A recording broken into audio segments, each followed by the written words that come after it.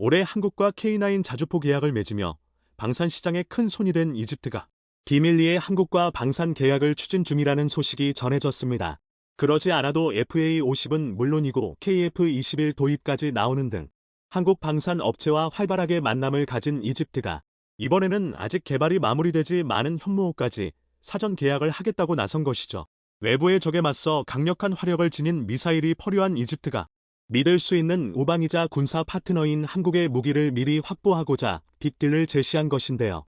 폴란드의 뒤를 이어 본격적으로 한국 무기 쇼핑에 나선 이집트의 놀라운 결정에 대해 지금부터 자세하게 설명해 드리겠습니다. 상공을 가로지르는 전투기들. 그 모습을 본 관객들은 일제히 탄성을 내질렀습니다. 쾌청한 하늘을 가로지르는 그 모습은 장관이었죠. 가장 놀라운 순간은 전투기들이 연막을 이용해 붉은색과 푸른색의 문양을 만들 때였습니다. 대한민국의 자랑스러운 국기, 태극기의 형상이었죠. 타국에 수놓은 태극기의 모습은 장관이었습니다. 관중석에서 코리아라는 탄성이 저절로 나왔죠.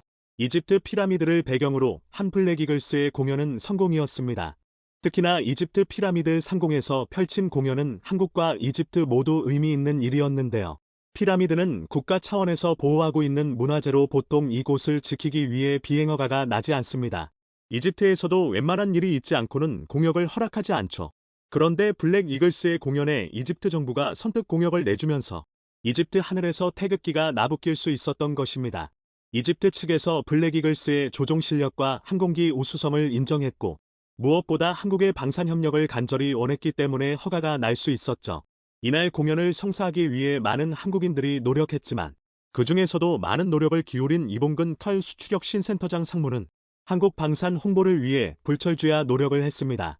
그 결과 블랙 이글스 공연은 물론이고 방산 수출까지도 성과를 냈죠.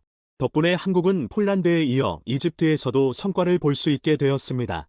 최근 이집트 정부가 KAI의 경공격기 FA50과 현대로템의 K2 전차 도입을 검토 중이라는 기사가 나오며 조만간 또 하나의 역대급 계약이 성사되는 것이 아니냐는 분석이 나왔는데요.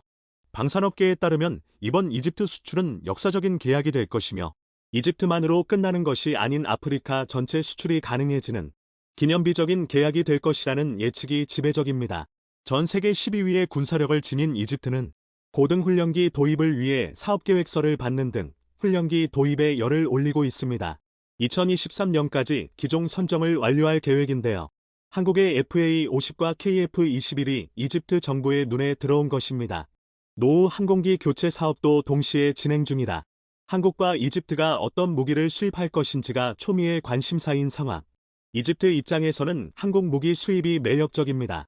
그동안 이집트 공군이 주력으로 써왔던 기종은 F-16으로 FA-50과 호환이 쉽다는 것이 가장 큰 장점입니다.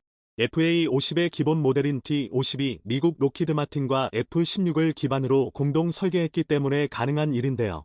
경쟁 기종으로 꼽히는 L-15와 이탈리아의 M346도 후보에 있지만 한국 FA-50이 더 경쟁력이 있습니다. 교육 면에서도 비용을 아낄 수 있고 부품 교체에 있어서도 이집트 내부에서 호환 가능한 부품을 조달할 수 있다는 것은 이집트 정부 입장에서도 큰 매력 포인트라 할 수 있습니다. 더군다나 폴란드가 한국의 FA-50 도입에 대해 열의를 보인 것도 이집트의 한국 무기 수입을 서두르게 만든 요인입니다. 물량의 상당수를 폴란드가 계약했기 때문에 만약 기회를 놓치면 이집트 입장에서는 차세대 무기 도입의 시간이 소모되는 상황. 이스라엘이란의 소규모 전투를 비롯해 테러리스트의 준동이 중동 지역에서 심심치 않게 벌어지고 있기에 이집트 입장에서도 군 병력 강화를 위해 한국 무기가 반드시 필요했습니다. 당연히 이집트 입장에서는 미룰 이유가 하나도 없죠. 이미 올해 초 K9 자주포 수입을 결정지으며 한국 무기 맛을 보았던 이집트는 다른 무기 수입에 있어 품질을 의심할 필요가 없기에 시간을 아낄 수 있었습니다. K2 전차를 수입하면 기존 K9과 같이 운용이 가능하다는 점 역시 중요했죠. 그런데 현지 언론에 따르면 지금 알려진 수준의 무기 외에도 또 다른 무기 수입에 대해 논의가 한국과 이집트 사이에서 진행 중이라는 기사가 등장했습니다. 바로 현무 5분가 기사의 주인공이었습니다. 한국은 북한의 미사일 위협에 맞서기 위해 탄도미사일 개발에 박차를 가했고 그렇게 탄생한 현무는 의도하지 않았지만 타국의 관심을 받으며 한국 방산의 효자 상품으로 자리매김했습니다. 특히 고위력에 집중한 현무 시리즈 미사일들은 확실한 타격을 통해 벙커는 물론이고 주변 부대까지 쓸어버리는 강력한 위력을 자랑하기에 중동 국가에서 일찍이 관심을 보였는데요. 이집트 역시 현무의 위력에 발한 국가 중 하나였습니다. 그러나 막상 현무 시리즈 수입과 관련해서 이집트는 논의만 했을 뿐 수입에는 적극적이지 않았습니다. 한국 역시 현무 시리즈 수출을 위해 이집트에 적극 건의를 했으나 생각보다 미적지근한 태도에 수출하기 어렵다는 판단을 했죠. 그러나 이집트가 관심이 없었던 것이 아니라 수입을 위한 타이밍을 재고 있었다는 것이 현지 언론을 통해서 밝혀진 것이죠. 사실 이집트가 한국에게 탄도미사일을 요구한 것은 아주 오래전이었습니다. 1978년부터 이집트는 한국에게 협력을 요청했죠. 미국 싱크탱크 펠센터가 운영하는 암즈 컨트롤 웡크 소속 제프리 루이스 박사는 자신이 보유한 자료를 공개하며 과거 대한민국의 탄도미사일을 이집트가 수입하려고 했던 사실을 밝혔습니다. 당시 대한민국 정부와 이집트는 관계 개선을 위해 타협 중이었고 이집트는 우호의 증거로 NHK-1 미사일을 요구했습니다. 국내에서는 백곰 1분으로 불리는 단거리 지대지 탄도미사일이었죠. 한국에서도 NHK-1 미사일 수출에 대해 진지하게 논의했으나 결국 수출은 좌절되었습니다. 원천 기술이 미국에서 개발된 것이었고 당시 한국은 자체적으로 보유한 기술이 적었기 때문에 미사일을 온전히 수출할 수 없었습니다. 어디까지나 미국의 허가 아래에 무기 수출이 가능했죠. 그러나 2023년, 그때와 사정이 완전히 다릅니다. 자체 기술로 무장한 현무 시리즈는 한국에서 얼마든지 수출이 가능하기 때문이죠. 이집트 역시 현무 시리즈에 대해 잘 알고 있었기에 현무 수입을 진지하게 논의했고 최근 도입하기로 결정을 지은 것이죠. 이집트 언론사 알-아람은 보도를 통해 이집트 당국이 한국의 현무 미사일 수입에 대해 논의에 들어갔으며 현재 한국이 개발 중인 현무5 도입에 대해 진지한 검토가 이뤄지고 있다는 사실을 보도했습니다. 현무5는 현재 한국이 개발 중인 고인력 탄도미사일로 재래식 탄두 중에선 세계 최고 수준의 폭발력을 갖춘 것으로 평가되는 현무5는 한국형 삼축 체계의 핵심 전력으로 꼽히는데요. 문재인 정부 때부터 비밀스럽게 추진된 사업으로 현재 개발 중인 탄두 중량 6톤짜리 탄도미사일은 사거리가 600km 이상 되는 미사일로 한국이 보유하고 있는 현무사가 탄두 중량이 2톤인 것에 비해 3배나 더 폭약이 많습니다. 이집트도 강력한 화력을 원하고 있었기에 이에 관계가 맞아 떨어졌다고 하는데요. 보도에 따르면 테러리스트들이 숨어있는 지대에 강력한 포탄을 이용 숨어있는 적들을 일망타진할 무기가 이집트에서 필요했는데 한국이 이를 제공할 수 있다고 판단, 이집트 정부가 먼저 접촉한 것이라고 합니다. 최근에는 압둘 파타흐 시시 이집트 대통령이 한국에 긴급 방문, 무기 수입과 관련해 하나디펜스와 레그넥선 등 주요 방산업체와 만남을 가졌다는 소식까지 퍼지며 한국 무기 수입 소식이 급물살을 타고 있습니다. 이니 K9 자주포 수입을 결정 지으며 한국 방산에 참맛을 겪은 이집트가 다른 한국 무기에도 관심을 보이며 실제 도입을 서두르고 있는 것인데요. 이집트가 현무5를 원하게 된 것은 해안방어 시스템을 수입하기 위해 AI진엑스1의 기술을 살펴보다가 발견하게 된 것이라고 합니다. 이집트 군사생산부는 기존 해안방어 시스템을 업그레이드하고 해랑 분야에서 새로운 장비를 확보하기 위해 사업을 벌였는데요. 대함 미사일 시스템과 자주포 확보를 핵심으로 대상 사업체를 살피던 도중 이집트 정부에서 원하던 현무5의 존재를 알고 이를 수입하기 위해 한국 정부와 실랑이를 벌였다고 합니다. 현재 한국에서 개발 중인 현무5는 아직 실전 배치된 물건도 아니고 시험 및 안정화 과정이 남아있기에 한국 입장에서는 서둘러 계약을 하는 것이 오히려 부담이었죠. 게다가 한국의 핵심 무기로 사용될 물건이기에 한국에서도 물량을 확보해야 하는 것이 우선인 상황. 그런데 이집트가 먼저 도입 추진을 이야기하면서 한국 정부 입장에서는 좋으면서도 난감하게 된 것이죠. 이집트가 탄도미사일을 서두르는 이유는 표면적으로 테러리스트들을 제압하기 위한 목적도 있지만 핵무장을 서두르고 있는 이란을 견제하기 위한 목적도 있습니다. 미국과 문제를 일으키며 폭풍에 핵이 된 이란은 현재 이스라엘과도 대척점에 서면서 골칫거리로 급부상했죠. 핵을 보유한 이란에 맞서려면 그와 비슷하거나 그보다 더 나은 위력의 미사일을 보유하는 것이 필수. 그러나 핵을 보유하는 것은 미국의 견제가 심하기 때문에 어렵고 재래식 무기 가운데서 핵에 준하는 무기가 필요했습니다. 거기에 딱 적합한 무기가 바로 현무5라 할 수 있죠. 재래식 무기이기 때문에 핵이 아니라 이집트에서 비용만 들인다면 충분히 수입할 수 있을 뿐더러 여러 면에서 방산 협력을 이어온 한국이기에 비즈니스 파트너로 한국을 믿을 수 있었던 이집트 입장에선 한국 무기 수입에 열의를 보인 것입니다. 게다가 폴란드의 한국 무기 수입에 이집트 역시 자극을 받았죠. 연일 놀라운 소식이 전해지고 있는 한국 방산. 이집트에서도 들려온 놀라운 소식에 박수를 보내며 대체 어디까지 한국 방산이 뻗어 나가게 될지 기대가 됩니다. 올해 개봉한 중국의 영화 장공지왕은 중국판 탑건 이른바 짭건으로 불린 영화입니다. 대략의 스토리는 미국의 F-35 전투기가 중국 선박을 위협하자 청도 J-10으로 추격한 주인공 레이유는 적기를 무리하게 추격하다 기체 손상을 당합니다. 중국은 F-35에 대항하고자 청도 J-20이라는 5세대 스텔스기를 개발했고 레이유는 이 기체의 조종사로 투입됩니다. 개발 시험용 훈련기 기체는 엔진 문제로 트러블이 발생하여 시험비행 조종사 팅이 추락으로 사망하고 레이유는 남아 프로그램을 완성하기로 다짐하는데요. 엔진을 탑재한 J-11이 새떼와 충돌해서 살아남고 이로써 기체가 양산될 수 있다는 것을 증명합니다. 이런 우여곡절 끝에 개발된 J-20 기체로 드론들을 격추시키고 F-35를 쫓아내어 중국 공군의 자존심을 세웁니다. 즉 중국의 J-20 전투기로 미국의 F-35를 쫓아낸다. 이런 내용입니다. 한마디로 거의 판타지에 가까운 스토리를 가진 영화인데요. 이 영화는 개봉이 한 차례 미뤄졌는데 탑건 2 매버릭이 높은 완성도로 홍행에 성공하자 장공지왕의 CG와 그래픽이 너무 허접해 제작업을 위해 개봉을 미뤘다는 이야기가 있습니다. 짝퉁이지만 중국이 개봉을 미루면서까지 정성을 들인 이유는 이 영화를 제작한 곳이 바로 중국 공군이기 때문입니다. 예상대로 이 영화는 중국 내에서만 흥행에 성공하며 집안 잔치로 마무리를 짓게 됩니다. 그렇다면 중국의 최신형 스텔스기 J-20의 진짜 성능은 어느 정도일까요? 중국은 J-22, 미국의 F-22, F-35에 이어 전 세계에서 세 번째로 실전 배치된 5세대 전투기라며 상당히 자부심을 갖고 있지만 J-20이 어떻게 개발되었는지를 알면 그 실체를 파악할 수 있습니다. J-20은 중국이 1990년대 개발을 시작해 2008년 이후 스촨성의 항공기 제조사인 청도 항공기공업그룹이 제조하는 5세대 전투기로 미국의 F-22와 F-35에 맞서기 위해 개발된 것입니다. 그런데 J-20은 중국이 미국의 스텔스 기술을 탈취해 카피한 전투기라는 오명이 있습니다. 2011년 1월 15일 미국 법무부는 하와이에 거주하는 스텔스 관련 기술자 나시르 고아디아에게 징역 32년을 선고했습니다. 고아디아는 방위산업체인 노스롭에서 스텔스 폭격기인 B-2A 스피릿의 개발에 참여해 독특한 추진 시스템에 대한 연구를 해왔는데요.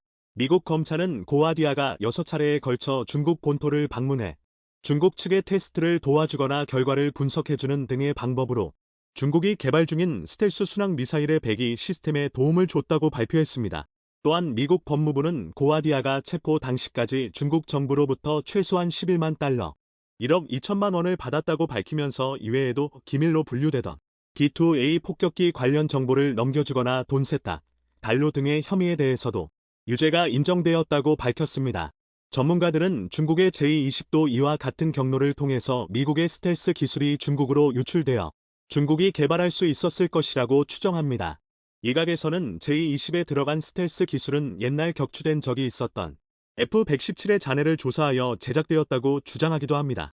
한편으로는 방위산업 관련자나 군사 전문가들은 격추된 F-117의 기술이 유출되었을 가능성보다는 미제 MFI의 기술이 대부분 계승된 것이 지금의 J-20일 것이라고 주장하기도 합니다. 결국 J-20은 여기저기서 기술을 모아 카피한 전투기인데요. 수출 규제로 인해 레이더, 엔진 핵심 부품을 수급하지 못해 중국이 자체 개발로 선회하게 되면서 성능은 측정조차 불가능한 상황이라는 것이 정설입니다.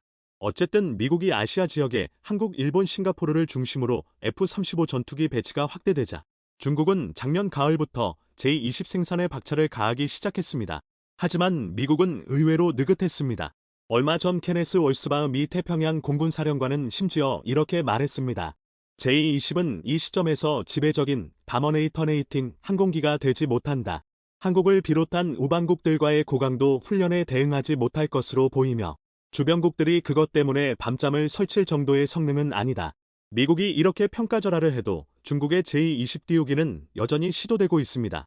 얼마 전 중국군은 J-20에서 PL-10 공대공 미사일을 시험 발사하는 데에 성공했다는 내용을 대대적으로 보도했습니다. 2019년에는 실패했는데 최근 성공했다고 자랑을 한 것인데요. 하지만 전문가들은 황당하다는 반응입니다. 전투기의 가장 기본적인 미사일 발사를 이제 성공했다고 밝혔기 때문입니다. 그간 중국군은 J-20의 초도 비행에 성공했다고 여러 차례 밝혀왔는데 이제야 기본적인 미사일 발사에 성공했다고 하는 것은 결과적으로 제-20이 지금까지 공대공 미사를 발사할 수 없는 전투기였다는 이야기가 되는 것이기 때문입니다. 즉, 다시 말해 지금도 미사일 발사를 안정적으로 하기는 어려운 실험 단계 수준이라는 이야기가 되는 것입니다. 그럼에도 중국은 성능을 개량하기 위해 연구에 매진하기보다는 양산에 초점을 맞추고 있습니다. 일단 많이 찍어내고 보자는 것입니다. 얼마 전 미국 싱크탱크 제임스타운 재단의 안드레아스 루프렛 연구원은 최근 출고된 중국 제-20 전투기들의 기체번호를 분석한 결과 이 전투기가 연평균 120대라는 엄청난 속도로 생산되고 있다고 지적했습니다. 이 이야기는 곧 제-20의 연간 최대 생산 능력이 60%부터 80여 대에 달한다는 뜻이고 2025년이면 제-20의 수량이 500대를 넘어선다는 뜻입니다. 놀라운 수준의 속도전입니다. 반면 미국은 2023회 개연도 예산으로 공군, 해군, 해병대용 F-35 전투기 61대를 구매했는데요. 로키드 마틴이 한 해 생산할 수 있는 F-35는 153대이며 이 가운데 102대는 동맹국에 배정된 분량입니다. 다른 기종까지 합쳐도 미국이 2023회 개연도 예산으로 새로 구입한 전투기는 대략 75대에 그쳤습니다. 즉 중국은 추정치를 보수적으로 적용해도 제-20 단일 기종만으로도 미국의 전체 전투기 도입 숫자를 넘어선 것입니다. 제-20 생산량이 이렇게 폭발적으로 증가한 이유는 중국이 그간 수입에 의존했던 엔진을 국산화하는 데 성공했기 때문입니다. 중국은 2020년 WS-10C 엔진을 올해부터는 WS-15 엔진을 제-20에 탑재하기 시작했는데요. 성능을 대폭 개량한 엔진이 대량 생산되기 시작하자 제-20 도입 속도도 크게 빨라진 것입니다. 따라서 중국이 현재 같은 속도로 제-20을 찍어낼 경우 2025년 스텔스 전투기 보유량은 500대를 넘어서게 됩니다. 중국이 이렇게 전투기를 찍어내는 것은 곧 대만과의 전쟁을 염두에 둔 것이라는 전망이 우세한 가운데 이 때문에 미국에서는 여야 막론하고 더 많은 국방비를 투자해 중국의 도전에 맞서야 한다는 주장이 이어지고 있습니다. 일본 역시 국방비를 단번에 2배로 증액해 군비 증강 폭주를 시작했습니다. 하지만 미국은 중국의 이런 폭주를 가만히 보고 있지는 않았습니다. 해결책을 만들어서 대만에 제공해버렸습니다. 미국이 5억 달러 규모의 F-16 전투기용 적외선 탐색 추적 장비 IRST를 대만에 판매하기로 한 겁니다. 중국은 이 발표가 나온 다음 날 전투기와 전폭기, 조기경보기, 무인기 등을 대거 대만 해협에 보내 한바탕 무력 시위를 벌였습니다. 또 중국 외교부와 국방부 대변인도 강경한 어조로 미국의 대만에 대한 추적 장비 판매를 취소하라고 요구했습니다. 중국이 왜 이렇게 민감하게 반응한 것일까요? 이유는 미국의 대만에 팔기로 한 장치, 즉 F-16에 장착되는 적외선 탐색 추정 장비가 중국 스텔스 전투기 제-20을 탐지할 수 있기 때문입니다. 중국은 그동안 수시로 제-20을 대만 해협에 출동시켰고 제-20이 대만섬을 내려다보는 화면을 여러 차례 공개했습니다. 대만 방공 레이더가 제-20을 탐지할 수 없다는 점을 부각해 대만 공군의 사기를 꺾어놓겠다는 전술을 쓴 것입니다. 이에 대만 공군은 작년 11월 구형 F-16A, B를 개량한 최신형 F-16V 64대를 실전 배치했습니다. 그런데 이 전투기들이 미국으로부터 구매한 적외선 추적 장치를 장착하면 어떻게 될까요? 중국의 제-20이나 소형 무인기 등을 포착할 수 있고 유사시 중거리 공대공 미사일로 공격하는 것도 가능해집니다. 그렇게 되면 이제 지금처럼 제-20이 대만 방공망을 우롱하면서 손바꼭질을 하기가 쉽지 않아지는 겁니다. 이러니 중국이 발끈하고 나선 것입니다. 미 공군은 2021년 이 추적 장비로 목표물을 포착해 AIM-120 암람 공대공 미사일로 공격하는 시험에 성공했다고 합니다. F-35와 F-22, F-18 등에도 들어간다고 알려져 있는데요. 전투기는 주로 레이더를 통해 공중과 해상, 지상의 목표물을 포착하고 추적합니다. 하지만 레이더파를 발사하게 되면 아군 전투기 위치도 상대에게 노출하게 되죠.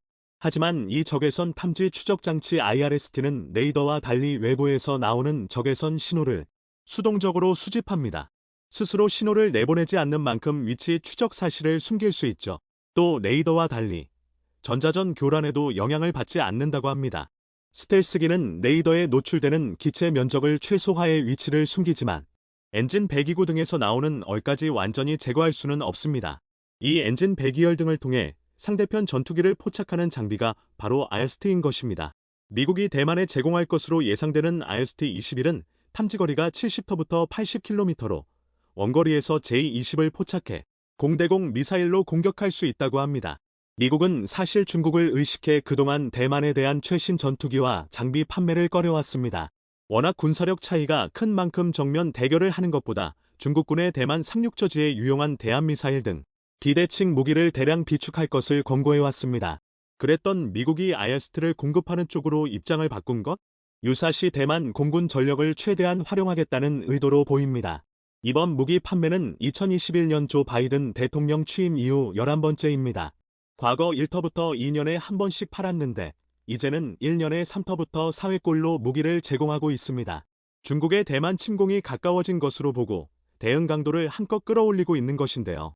중국이 아무리 전투기를 찍어내는데 골몰해도 이처럼 미국의 첨단 시스템을 만들 수 없는 한 두 나라의 격차는 쉽게 좁혀지기 어려울 것입니다. 미국을 뛰어넘는 최신의 전투기를 만들겠다는 중국의 야심찬 목표가 허튼 수작에 불과했던 것으로 드러났습니다. 미얀마가 운용 중인 중국산 전투기가 기관층에 의해 맥없이 격추당하는 일이 벌어지면서 중국의 허풍이 대단했다는 사실이 들통난 건데요. 그런데 이 소식을 들은 이집트가 가장 크게 놀라며 뒤집어졌다고 하는데 다름 아닌 이집트가 해당 전투기를 중국으로부터 무려 120대나 도입하면서 뒤통수를 맞은 셈이 됐기 때문입니다. 상황이 이러자 이집트는 신속하게 FA5분영 도입을 추진해 위기 상황을 극복하려 한다는데 이에 대해 자세히 알아보겠습니다. 대공기관총이라고 알려진 전차와 장갑차에 흔히 쓰이는 이 무기체계는 사실 현대전에서 전투기와 맞서는 구도조차 시도하지 않을 정도로 무용지물과 다름없는데요.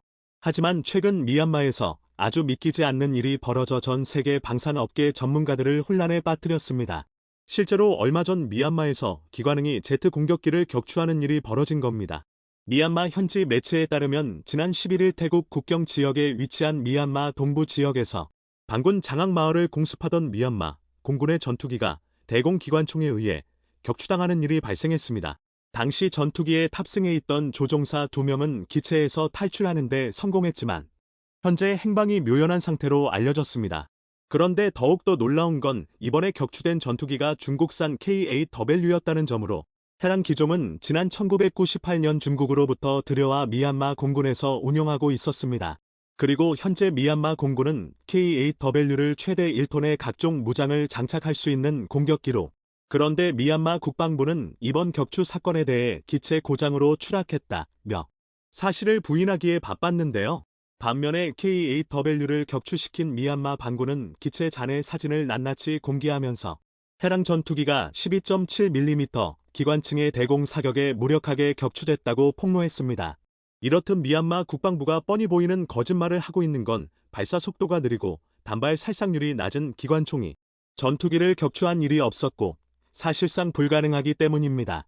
다시 말해서 중국산 전투기가 기관층 몇 발에도 무력하게 추락할 수 있을 정도로 최악이라는 것으로 미얀마에서는 이런 사실을 인정하고 싶지 않은 겁니다. 그런데 사실 앞서 7월에도 미얀마에서는 이번 중국산 전투기 격추 사건과 비슷한 일이 벌어졌었습니다. 반정부 세력인 미얀마 소수민족 무장단체 KNPLF가 군부 전투기를 격추했다는 주장이 제기됐었는데 이 역시 중국산이었습니다. 당시 KNPLF의 대공무기는 없었지만 저공비행하는 전투기를 향해 중화기와 소총으로 집중적으로 공격해 미얀마 군의 전투기를 격추시켰으며 이로 인해 미얀마군 300명과 헬리콥터 5대가 현장에 출동한 것으로 알려졌습니다. 이에 당시 SNS에는 추락한 군용기라며 중국제 훈련기 및 경공격기 사진이 돌며 한바탕 조롱을 당했는데요. 도대체 중국은 어떻게 공격기를 만들길래 이런 쇼킹한 일이 연이어 벌어질 수 있는 건지 궁금할 따름입니다. 먼저 중국제 K-8은 도입한 국가에 따라 명칭이 다 달라 소위 말해 항공 마니아들 사이에서도 자주 혼동이 되는 기종인데요. 실제로 이 기체를 개발한 중국에서는 K-8 기종을 정작 JL-8B로 부르고 있습니다. JL-8B는 중국 인민해방군 공군이 오래전부터 훈련기로 사용해오던 난창 CJ-6분나 JJ-5B를 대체할 후계 기종으로 1986년부터 개발이 시작됐습니다. 프로젝트 초기에는 L8이라고 불린 이 훈련기는 나중에 중국염은 JL-8분, 파키스탄에서는 K-8이라고 명명하며 각각 운용했습니다. 그리고 놀랍게도 JL-8분은 성능이야 둘째치고 공동 개발국이었던 파키스탄을 통해 아시아, 아프리카 국가들을 대상으로 수출도 순조롭게 이어졌습니다.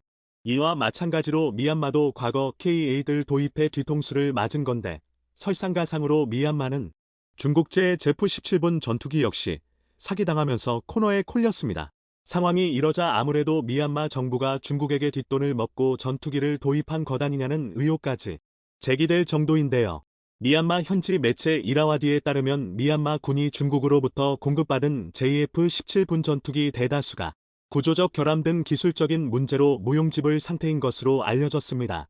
이라와디에 따르면 해당 전투기는 요격, 지상 공격, 폭탄 투하 등의 임무를 수행하기에 부적합한 상태로 여전히 문제를 해결하지 못하고 있는 것으로 전해졌습니다. JF-17분은 최고 속도 마하 1.6의 최대 작전 반경이 2037km에 달하는 경량급 다목적 전투기로 미얀마는 이를 2016년 중국으로부터 대당 335억 원에 16대를 구매했습니다. 이는 공동개발국인 중국과 파키스탄을 제외하고 JF-17을 최초로 도입한 것으로 2018년 4대, 이듬해 2대가 더 공급됐습니다. 최근 미얀마군이 전투기와 헬리콥터를 이용해 공습에 집중하고 있지만 정작 JF-17분은 작전에 투입되지 못하고 미얀마군은 러시아산 약 120분과 마이지 29분에 의존하고 있는 상황인데요.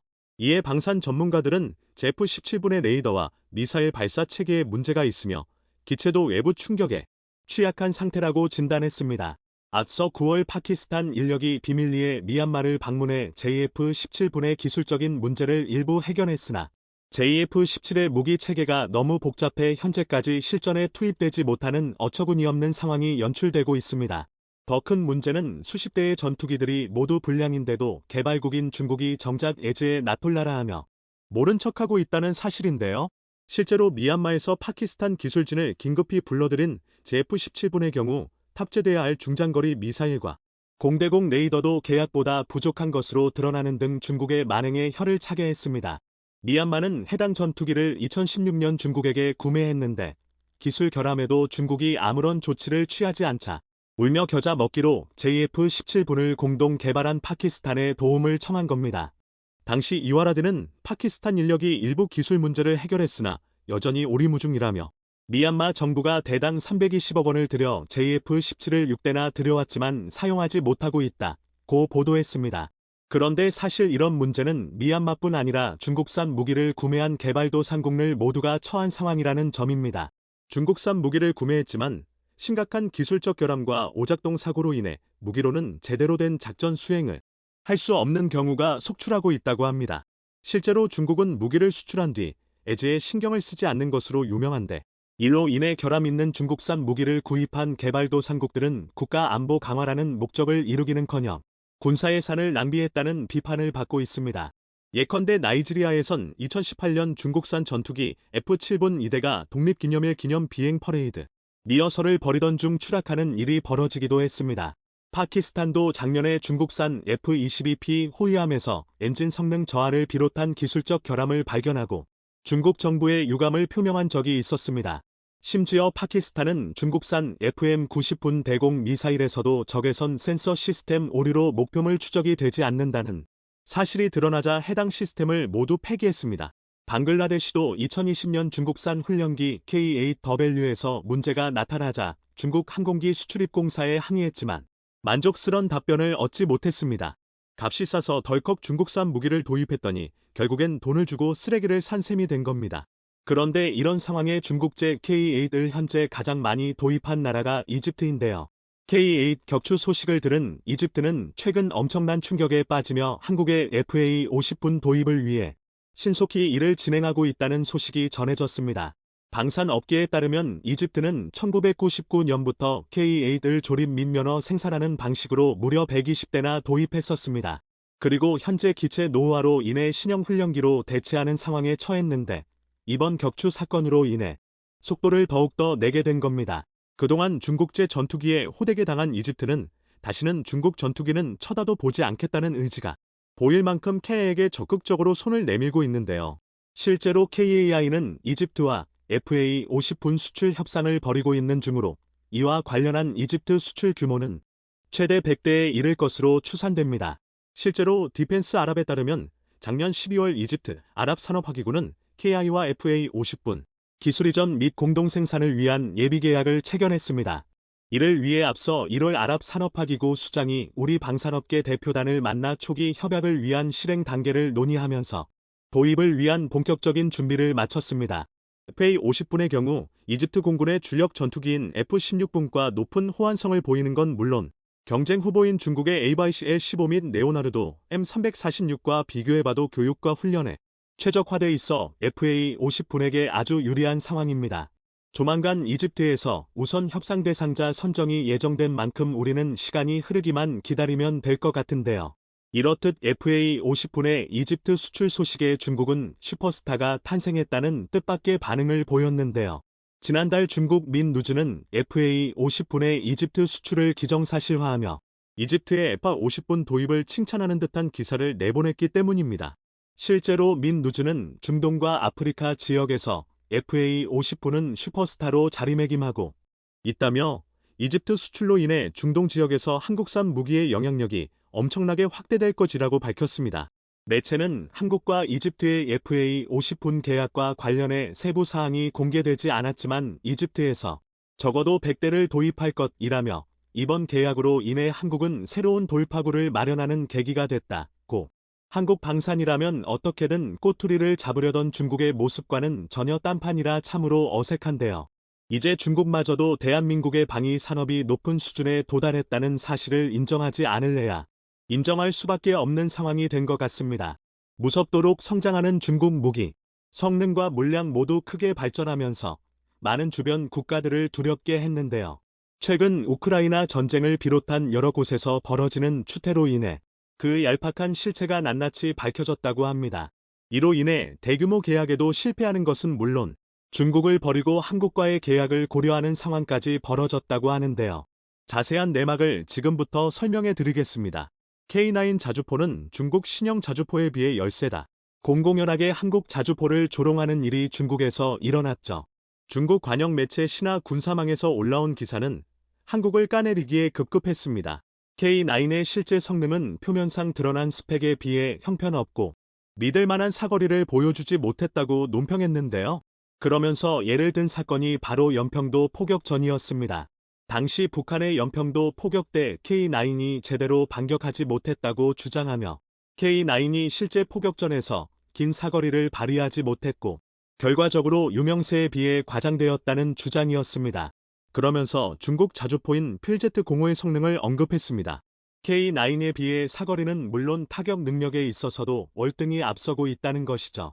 그러나 폴란드를 비롯한 전 세계에서 K9을 사가는 데에 반해 중국이 자랑하는 PLZ-05 자주포는 세계 시장에서 수출도 제대로 못하는 것도 모자라 자국에서도 외면당하는 상황입니다. 중국인들의 망상과는 다르게 한국의 K9은 성능은 물론 실전에서도 그 효능이 입증되었기에 중국의 태도는 사실 무시해도 될 만한 반응이었습니다. 그러나 이 내용은 삽시간에 중국 커뮤니티는 물론이고 외부로까지 번졌습니다. 마치 누군가가 이 내용을 알아주길 바라는 듯한 모습이었죠.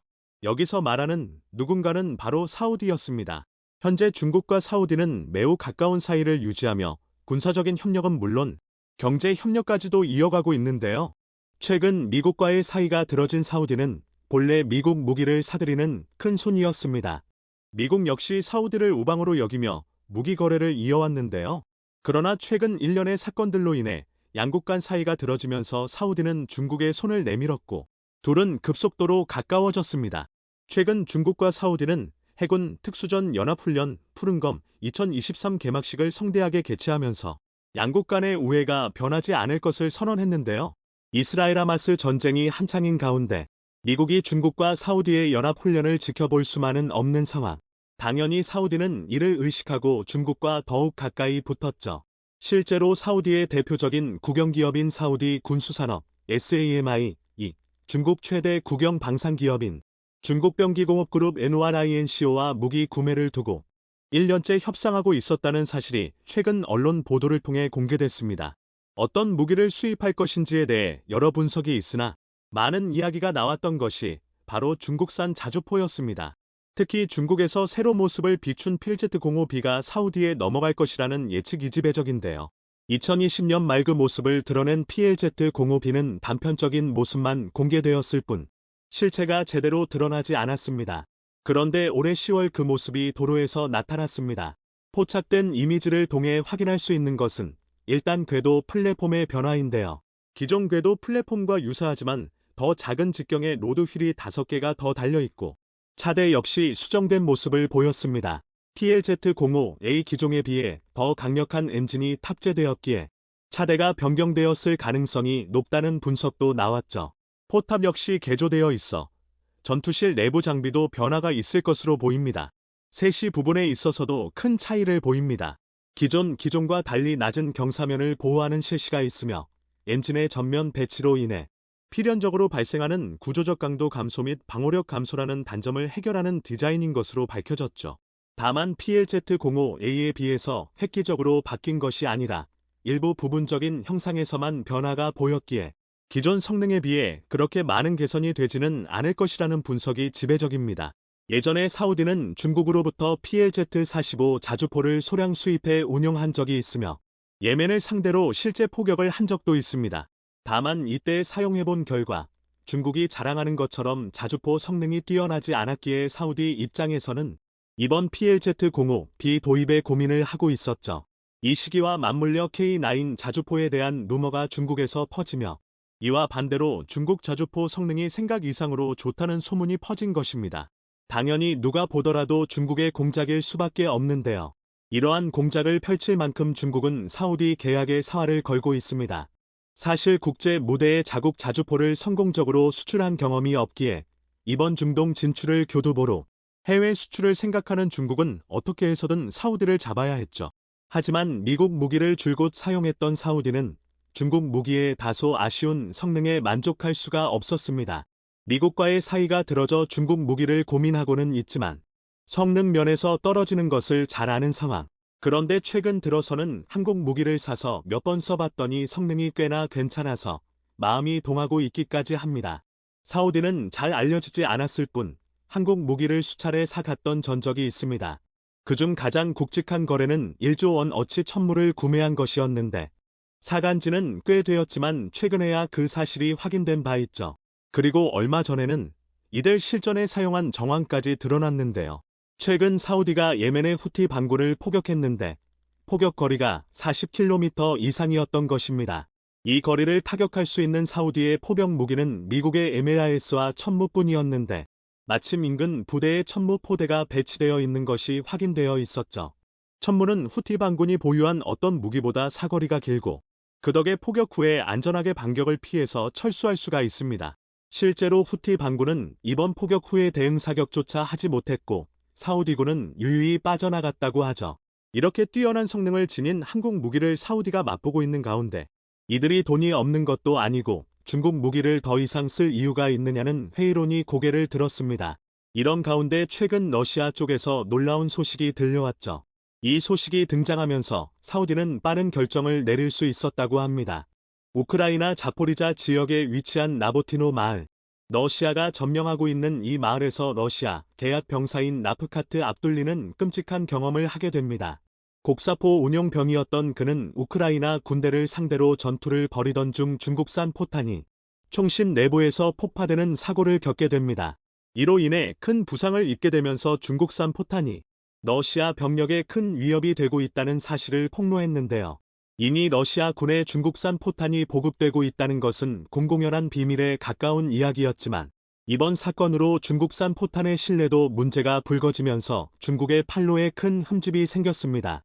품질 낮은 포탄의 성능으로 인해 멀쩡한 러시아 전차가 박살나고 있지만 눈앞의 문제를 치우는데 급급한 러시아 정부가 이를 무시하고 있다는 이야기죠.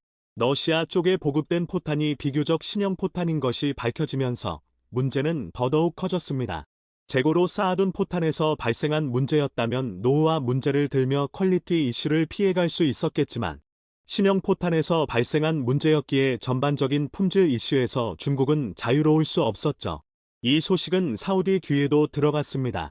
이니 중국제 자주포를 겪으며 품질에 의구심을 품었던 사우디기에 이번 문제에 있어서도 중국의 품질 문제가 전혀 해결되지 않았다는 점을 심각하게 본 것이죠.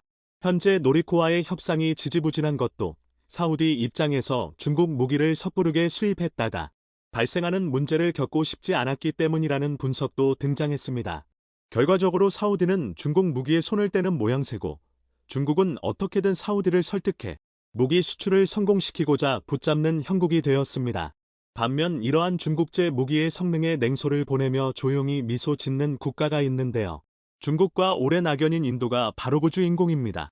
인도와 중국은 줄곧 영토 분쟁으로 인해 마찰을 빚어왔습니다. 인도 북동부 아르나찰 프라데시 주 지역이 핵심 분쟁 지역인데요. 중국은 이 지역을 남티베트라 부르며 이 지역의 영유권을 주장하고 있죠. 인도가 실질적인 통치를 하고 있는데도 이를 인정하지 않는 것입니다. 실제 이로 인해 여러 마찰이 있었던 것은 물론 6탄전까지 일어나면서 양국 사이가 좋지 않았습니다. 가장 최악으로 치달았을 때에는 히말라야를 가운데 두고 양국에서 자주포를 동원, 서울을 겨누는 일까지 일어났었죠. 중국에서 꺼낸 것은 중국산 자주포 PCL-181이었습니다. 이를 상대한 인도의 자주포는 바즈라였는데요. 바로 한국의 K9 자주포 인도 수출형이죠. 성능 면에서 탁월한 K9 바즈라의 인도군은 매우 만족했습니다. 가뜩이나 중국의 무기에 대응할 수단이 많지 않은 가운데 K9은 중국의 콧대를 누를 수 있는 유일한 무기였기 때문이죠. 바즈라의 위력과 성능에 감탄한 인도는 최근 뜻밖의 소식을 전했습니다. 바로 한국인도 방위 협력 관계를 강화하는 차원에서 K9을 추가 수입하고 무인 드론도 도입하겠다고 밝힌 것이죠. 마노즈 판데 참모총장은 한국을 방문한 자리에서 K9 바즈라 100문을 추가 도입하겠다고 밝혔습니다. 이번에 추가 도입되는 K9은 구저라트주에 위치한 랜드티 생산시설에서 제조될 예정인데요. 이번 도입 결정은 당연히 중국을 견제하기 위한 목적입니다. 드론 부대에 대한 관심 역시 특이한 부분인데요. 특히 한국 지역 안보 상황에 대해 관심을 보이며 고효율 비대칭 무기를 도입할 것이라면서 인도군을 강화하기 위한 방법으로 드론 무기를 자주 언급했죠. 이도 국방장관의 선언 덕분에 K9 자주포의 인기는 지금보다도 더 높아질 전망입니다. 이미 몇 년치 물량을 확보한 폴란드 때문에 가뜩이나 물량 확보가 어려운 상황에서 인도까지 물량 확보에 뛰어들었는데요. 인도 입장에서는 중국제 무기의 형편없는 기술력을 비웃으며 자국의 전력 보강을 위해 K9을 추가 보충하는 결단을 했으니 중국 상대로 무서울 것이 없다는 입장. 그 사이에서 한국은 조용한 이득을 거두며 방산 수출의 덕을 독독히 누리게 되었습니다. 안타깝게도 중국은 여전히 국제사회에서 K9이 거둔 성공을 흥보의 성과라고 생각하며 진실을 외면하고 있는데요. 중국 언론에서는 한국산 무기의 인기를 한국의 적극적인 외교의 성과라고 평가했습니다. 내부의 한국 무기를 잘 홍보한 것이 유효했고 많은 국가들이 이 인식을 바탕으로 한국 무기 구입에 나선 것이라는 이야기죠. 미국과 유럽에서 무기 생산이 뒤처졌기에 발생한 공백을 틈타 한국이 이득을 누린 것이라고도 분석했습니다. 전 세계적인 관심이 쏠리는 국가 중 하나인 북한과 대만, 그리고 중국 사이에 한국이 위치해 있기에 한국이 이 지리적 이점을 이용해 자국 무기를 훌륭히 홍보하고 있다는 이야기도 빼놓지 않았죠. 하지만 홍보를 아무리 열심히 해도 성능이 좋지 않으면 내면 당하는 방산 시장의 특성을 모르고 하는 이야기인데요. 외교에 공을 들이며 사우디에 무기를 판매하려고 해도 결국에는 성능으로 인해 발을 빼는 사우디의 사례에서 중국이 교훈을 얻길 바라겠습니다.